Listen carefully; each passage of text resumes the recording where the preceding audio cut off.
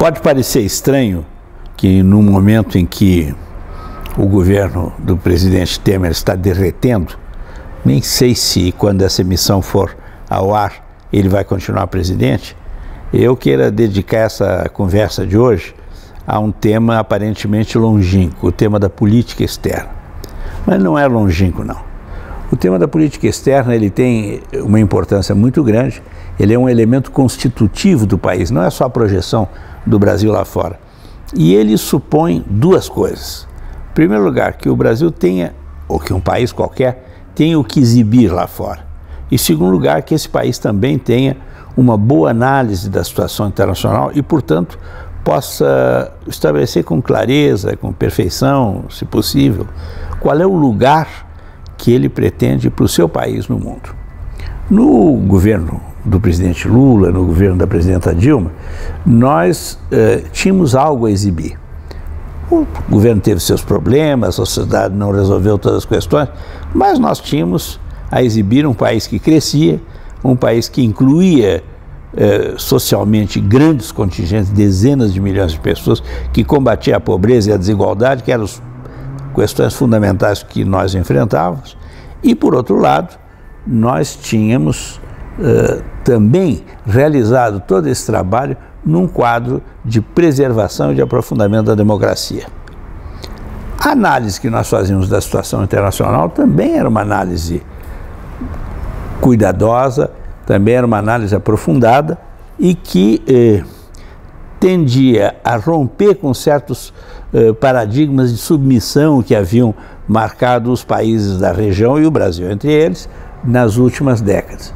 Nós precisávamos, em primeiro lugar, dar uma importância muito grande à unidade da América Latina, da América do Sul em particular, buscar aproximar-nos dos países do sul do mundo, dos países da África, dos países da Ásia. Sul aqui eu estou utilizando como um conceito fundamentalmente geopolítico, né? Menos do que um conceito geográfico, né? Porque a Rússia, por exemplo, não é um país que esteja no sul do mundo e estava, no entanto, no marco das nossas alianças. Nós integramos com a Rússia, com a China, com a Índia e com a África do Sul os BRICS, né? Sem hostilizar outros países, os países desenvolvidos, de maneira nenhuma.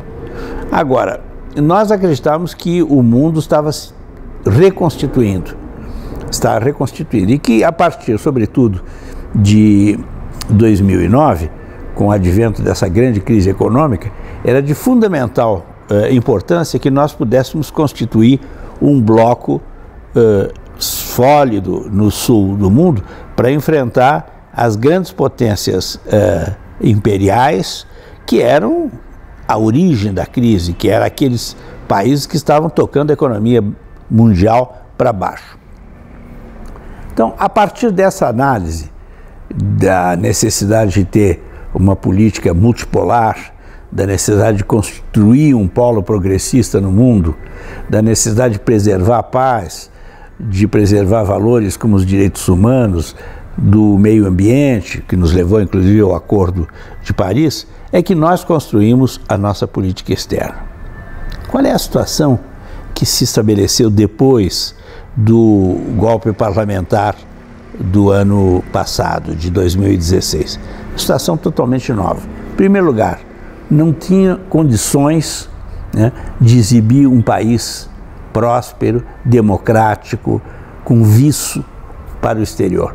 Não era mais aquele Brasil que o Obama dizia do nosso presidente, that is the guy, o cara, né? Não, pelo contrário, nós tínhamos um governo de pessoas desqualificadas, que depois, pouco a pouco, começaram a aparecer, inclusive, com um bando de ladrões, né? Nós passamos a ter um governo sem mulheres, sem jovens, um governo que colecionava gafes e que representava tudo de pior tinha o mundo político brasileiro. Quem viu no exterior, e muitos viram, e eu conversei com muita gente no exterior, sobre aquela dramática sessão da Câmara de Deputados, quando se votou a autorização para processar a presidenta Dilma, saiu com uma impressão aterradora do Brasil. Não é possível que vocês tenham uma classe política desse nível tão baixo, tão rasteiro. Mas assim é. Então, nós não podemos apresentar muita coisa. É um país que não cresce, é um país que pretende resolver a crise e aprofunda a crise, é um país mergulhado na corrupção, é um país que viola todos os dias a democracia e, sobretudo, é um governo, né, que está plantando uma tragédia nesse país. Porque se essas reformas, eu chamo muito mais de contra-reformas, passarem, nós vamos ter nos próximos anos uma situação gravíssima. Nós vamos ficar reduzidos a uma republiqueta dessas de pior nível econômico e social. E, em segundo lugar, houve um diagnóstico absolutamente equivocado da situação mundial. Tratados de livre comércio era a grande bandeira. Como se nós não tivéssemos tentado e não tivéssemos nos dado conta que havia obstáculos concretos para que esses tratados se fizessem. Mas o que nós vimos foi uma reversão dessa tendência. Vamos nos aproximar dos Estados Unidos porque o Lula e a Dilma eram anti-americanos. Não é verdade, porque tivemos relações muito boas com os Estados Unidos. Aí, quando querem se aproximar dos Estados Unidos, o Trump não quer. O Trump se fecha, né, desenvolve uma política protecionista e as coisas ficam muito mais complicadas.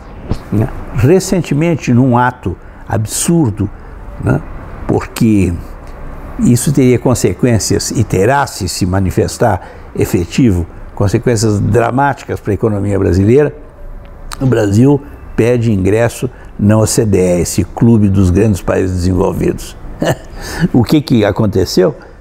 O Trump disse, não, nós não queremos ampliar a OCDE, deixa estar com assim. Então, quer dizer, nós não temos o que exibir e nós fizemos uma aliança, ou uma avaliação, mais bem dito, uma avaliação da situação internacional absolutamente equivocada. Isso tudo está provocando um sentimento muito, muito negativo, não só naqueles quadros da administração pública brasileira que tem sentimento nacional, que tem responsabilidade, que tem tradição, que estão comprometidos efetivamente com o país, mas particularmente entre os próprios diplomatas. Eu tenho conversado muito com diplomatas brasileiros, estrangeiros e com analistas da cena diplomática. E todos me dizem o seguinte: os diplomatas brasileiros andam de cabeça baixa, quase que se escondendo, porque tem vergonha de representar um país com esse quadro interno tão deteriorado e, mais ainda, não tem condições de defender essa ausência de política externa, que é muito mais uma política de submissão que nós estamos praticando na esfera internacional.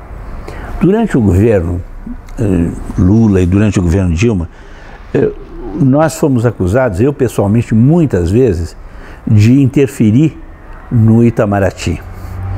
Nunca exibiram um elemento, uma prova dessa interferência. Né? Dizia que nós estávamos partidarizando, que nós tínhamos a diplomacia paralela, e hoje o que nós verificamos é isso. Há uma partidarização do Itamaraty, não é por acaso que 2 quadros políticos não diplomáticos foram mandados para esse ministério, com grandes resultados, muito pelo contrário, né? E, mais grave, decisões de importância como o ingresso do Brasil na OCDE e o ingresso do Brasil no Clube de Paris, que também traz problemas muito graves para a nossa política Sul-Sul, essas 2 decisões foram empurradas goela abaixo do Itamaraty.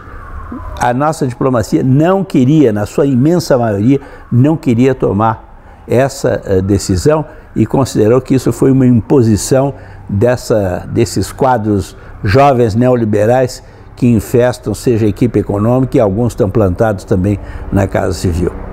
Então, se eu falo essas coisas, não é por um sentimento de oposição, eu sou oposição, evidentemente, mas eu falo muito mais para chamar atenção para a gravidade do momento que nós estamos enfrentando e para mostrar que é fundamental que a sociedade brasileira tenha a capacidade de reagir, né, em torno de 3 questões que são essenciais.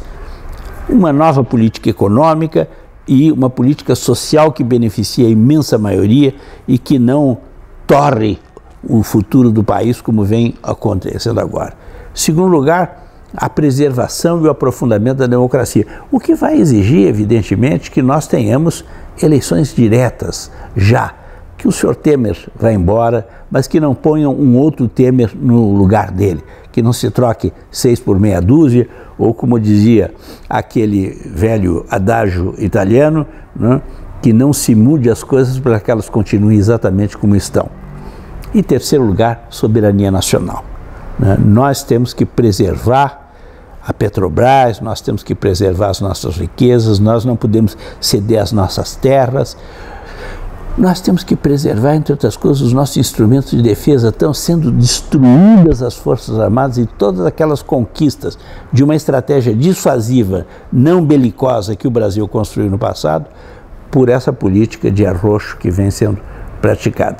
E, evidentemente, o que é mais importante é que não só os diplomatas, mas qualquer brasileiro volte a ter orgulho de ser brasileiro e possa se exibir no exterior, no bom sentido do termo, como um filho de um país que resolveu os seus grandes problemas econômicos, sociais e políticos dentro de um quadro democrático.